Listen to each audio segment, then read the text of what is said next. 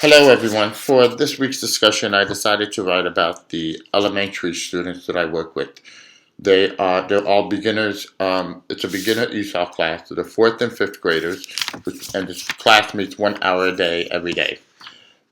The students are natives of Honduras, Dominican Republic, Mexico, El Salvador, Guatemala, Kuwait. They all but one are semi-literate students. They could read pretty well in either Arabic or Spanish. We have one student with interrupted education, and he is pre-literate, and we always try to pair him up with a higher proficiency student who also speaks Spanish and can help him figure out the words and the letter sign relationship with what he really needs. For this, I did an assessment in my class, which is about teaching sequencing. Um, what happens first, then, next, and last. And this is something that I worked with the students for about a week on. And going to what Seymour and Walsh said, that on the page 132, they said focus on function, not just form. And this is what we were trying to do. We were trying to teach them the organizational features of a text, of a narrative. Because once they have this, then there's something they could also use in their content classes where they are learning about sequencing and skimming for information. So this is what we try to do in the story. We identified the main events, and from the main events, then we narrowed it down to what are the four things that happen first, then, next, and last. And this helps them go back to the text and find the information.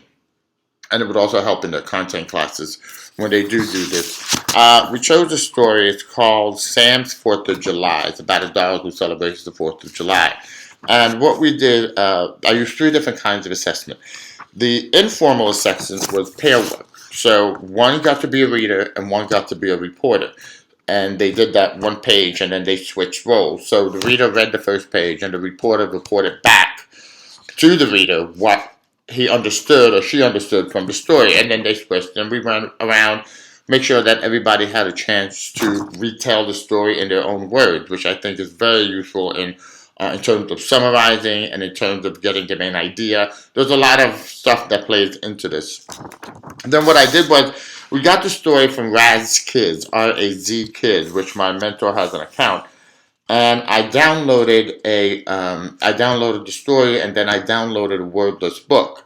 And I took the wordless book and I put them in pictures like this, so that you can see the pictures of the dog in the doghouse, for example. And these are the cards that I gave them. And I paired them up. Everybody got one set of these cards. There's 4 cards. And they had to work with a partner into first describing what was happening in the story. Sam is in the parade, for example. Then they had to put them in order. Then they had to go to first Sam gets dressed. Then he's in the parade. Then the fireworks, whatever the events of the story were. And for a formal assessment, what they did is they had to stand up in front of the class and tell the class, first Sam did this, then this happened, then next, then finally last. And we worked as a class for this, I guess, what is called a peer assessment. So each classmate got to vote on how many points that pair got, and the maximum was 4 points. So if they misuse a pronoun, or if they put them in the wrong sequence, we took off a point. And I think this really helped having the peers vote alongside with the people that were doing the presentation. And I think it was very helpful to everybody to see what everybody else was doing. Another assessment I did was, of course, the final assessment, which is a summative assessment. And they were going to do that on Monday, but I'm not going to be there Monday because today is the last day of my rotation. So I got permission to pull 2 students out. I got a high proficiency and a low proficiency student. I pulled them out of class today, and I gave them the assessment. And my mentor and I were watching them do the assessment, and she said to me, this is a very good assessment because they are engaged. And that is very good. I mean, they were not bored. They were flipping pages. They were actually interested in the material. And the assessment was everything that we've been doing in class, which includes sequencing and includes summarizing, and it went very well.